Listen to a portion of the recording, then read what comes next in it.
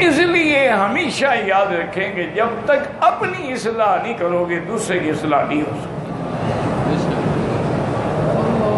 اس کو عرب علماء کہتی ہیں کہ کامل للذات ہی، جو اپنی ذات میں کامل نہ ہو وہ کامل لغیر ہی کیسے ہو سکتا ہے؟ اب دیکھیں نا کہ ساری دنیا سے افضل اکمل اجمل میرا مدنی محمد مصطفیٰ، لیکن کتنی تربیت ہوئی کہ غاروں میں بیٹھے ہیں اکیلے، سارا دن نہ روشنی ہے، نہ کوئی دیا ہے، نہ کوئی لالٹین ہے، اکیلا اللہ کا پیغمبر پہاڑ کی چوٹی پہ غار میں بیٹھے ہیں۔ اور حدیث میں ہے حضور نے فرمایا حبب الی الخلا، اللہ نے میرے دل میں ایک ایسی بات ڈال دی تھی کہ میں جلوت میں نہیں بیٹھ سکتا تھا، میں اپنے آپ کو الگ رکھنا چاہتا تھا۔ اصل بات کیا تھی؟ وہ تربیت ہو رہی تھی، تیار ہو رہا تھے اللہ کے نبی کہ پوری دنیا کی ہدایت کا کام لینا ہے ہم نے آپ سے۔ پھر جب حضرت جبریل آئے تو وہ بھی تربیت کا ایک انداز تھا کہ سینے سے لگایا اور بھینچ دیا، اتنا حضور پہ اثر ہوا، اتنا اثر ہوا کہ آپ کانپتے ہوئے گھر آئے۔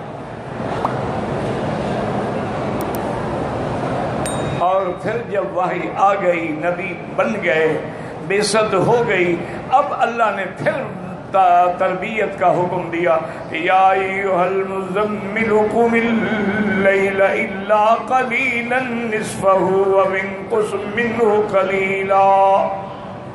میرا مدنی اٹھیں کھڑے ہو جائیں رات میں، تھوڑا سا آرام کریں، باقی ساری رات میرا ذکر کریں۔ اب اور تھوڑی دیر، اچھا آدھی رات آرام کریں، آدھی رات میرا ذکر کریں، اچھا 2 حصے آرام کریں، 1 حصہ میرا ذکر کریں۔ کیوں؟ ہم آپ کو تیار کریں کہ اِنَّا سَنُلْقِي عَلَيْكَ قَوْلًا ثَقِيلًا، ہم نے آپ پہ اللہ کا قرآن اتارنا ہے، وحی اتارنا ہے، کلام اللہ اتارنا ہے، اس کا بوجھ کون برداشت کرے گا؟ تو اس لیے سب سے پہلی بات یاد رکھیں، یہی وجہ ہے آج کسی کو میری بات اچھی لگے یا بری لگے کہ ہم چھوڑے سکول کالج یونیورسٹی، وہ تو الگ لوگ ہیں نا، ہمارے اپنے جو مدارس ہیں جن میں ہر سال ہزاروں کی تعداد سے لوگ ہیں جو دور حدیث کر کے فارغ ہوتے ہیں، کوئی تخصص کر کے فارغ ہوتا ہے، کوئی تخصص فی الفتویٰ ہے، کوئی تخصص فی الفقہ ہے، کوئی تخصص فی الحدیث ہے، لیکن ایک بھی امام بخاری پیدا نہیں ہوتا۔ چلو امام بخاری تو بڑی بات ہے، ایک بھی احمد علی لاہوری پیدا نہیں ہوتا، ایک مدنی پیدا نہیں ہوتا، تمام قراء کو اکٹھا کر لو، ایک قاری فتح محمد پیدا نہیں ہوتا۔ کیا وجہ ہے؟ نابینے تھے حضرت قاری صاحب، نابینا تھے، معذور تھے، ویل چیئر پہ تھے، پوری دنیا میں قرآن کا تجوید کا ڈنکا بجا گئے۔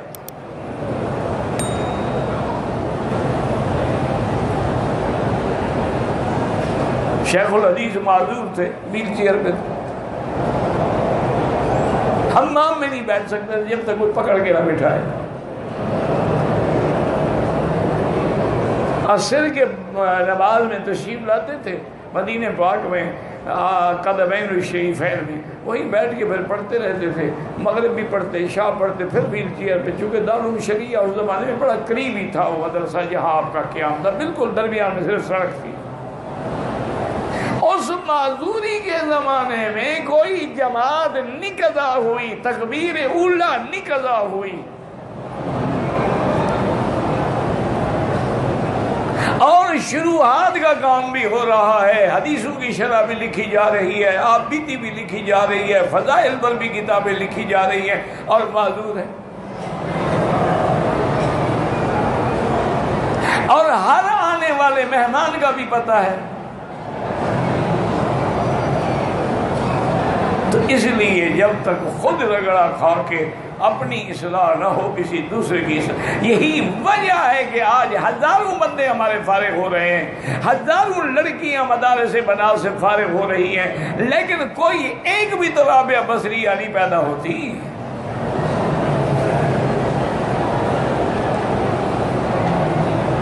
بلکہ اب تو سچی بات یہ ہے کہ جو صاحب فکر و نظر لوگ ہیں وہ کہتے ہیں کہ لڑکیوں کا مدرسہ بناؤ، تعلیم کے لیے ہو، قیام کے لیے نہ ہو، ہاسٹل نہ ہو، لڑکیاں وہاں رہیں نہیں، پڑھیں اور گھر جائیں.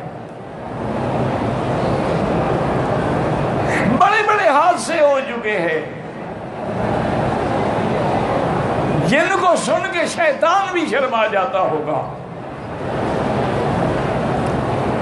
تو پھر ہم کیا کر رہے ہیں؟ کیا وجہ کیا ہے؟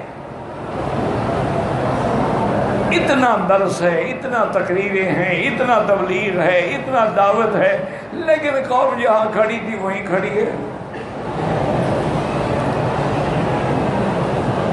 آج کسی بھی محلے میں یعنی جتنے ہمارے ملک ہیں، کسی بھی محلے میں چل جائیں، اس محلے کی آبادی اگر 2000 ہے نا، مسجد میں 100 آدمی بھی نہیں ہوگا.